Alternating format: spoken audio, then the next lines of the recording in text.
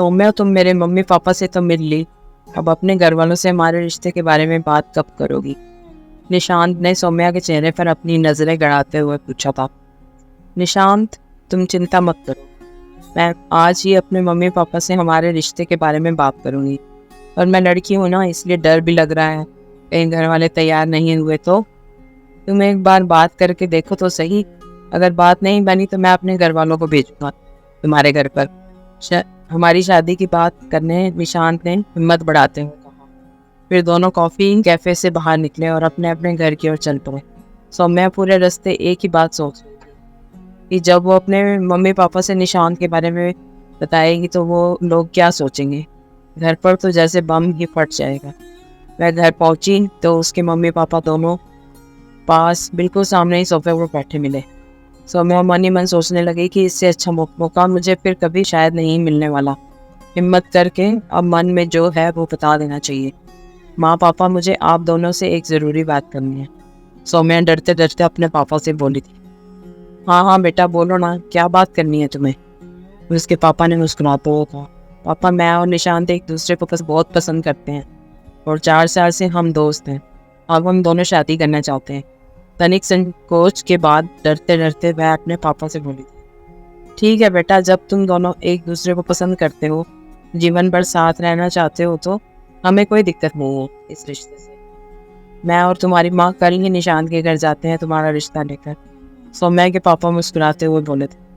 दूसरे दिन सौम्या के सारे घर वाले निशांत के घर गए।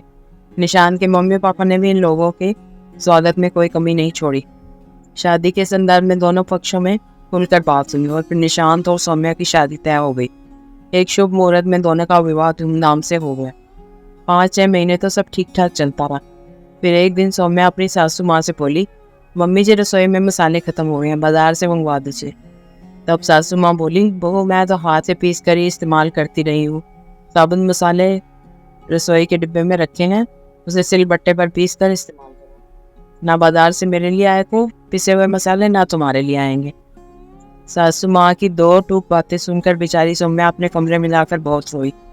निशांत के घर आने के बाद आज की घटना के बारे में उसने उससे बताया तो उसने साफ शब्दों में कह दिया, मैं अपनी माँ से कुछ नहीं बोल सकता। दूसरे दिन रसोई का काम निपटाने के बाद सौम्या कपड़े धुलने के लिए वॉशिंग मशीन लगा ही रही थी, तभी सासू माँ वहाँ आ गई। अरे बहू, तुम मशीन में कपड़े धोने जा रही हो क्या? जी मम्मी जी, सौम्या बोली। हाँ तो गिने चुने 4 कपड़े धुलने हैं, उसके लिए मशीन लगाने की क्या जरूरत है? वो तो तुम हाथों से भी धो सकती हो, फालतू में बिजली फूकने के लिए क्यों तैयार बैठी रहती हो? सासू माँ ने कड़े स्वरों में कहा था। बेचारी सौम्या सुनकर अवाक रह गई थी। वह मन ही मन सोच रही थी कि ये कहाँ फंस गई हूँ मैं। वह रोने लगी। कुछ देर बाद शांत होते होते उसने ठान लिया था कि मम्मी जी की इस छोटी सोच को बदल कर ही रहूँगी। दूसरे दिन सासू माँ के उठने से पहले ही सौम्या रसोई घर में गैस वाला चूल्हा हटाकर उसने वहाँ पर मिट्टी का चूल्हा रख दिया।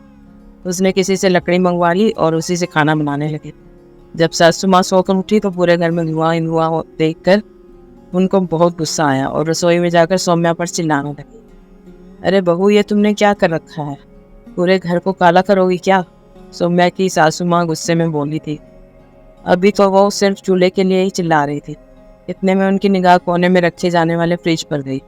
वहाँ फ्रिज की जगह पर मिट्टी की सुराही रखी हुई थी। फिर तो उनके गुस्से की कोई सीमा ही नहीं रही। तभी सौम्या उनसे लिपट कर प्यार से बोली, मम्मी जी, मैं यही तो आपको समझाने की कोशिश कर रही थी कि आज के समय में गैस चूल्हे पर खाना लोग इसलिए बनाते हैं जिससे समय की बचत होती है। फ्रिज में सामान इसलिए रखते हैं जिससे घर में रखे खाने पीने का सामान खराब ना हो। मैं आपका अपमान नहीं करना चाहती, पर आज के ज़माने के हिसाब से चलना सीखे तो बेहतर होगा।